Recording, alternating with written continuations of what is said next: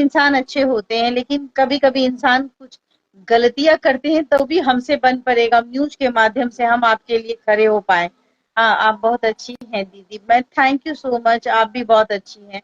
हर इंसान अच्छे होते हैं, लेकिन कभी कभी इंसान कुछ गलतियां करते हैं, तब हमारा काम होता है उन गलतियों को दिखाना।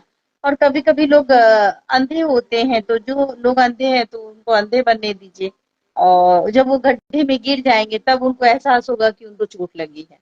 लेकिन हमारा काम है सच्चाई दिखाना। बस मैं यही चाहूंगी, आप लोग खुश रहें, आप लोग अच्छे से रहें। क्या हो गया है भाई, जो आप अच्छे नहीं हैं? आई एम पवन जी की साली है क्या?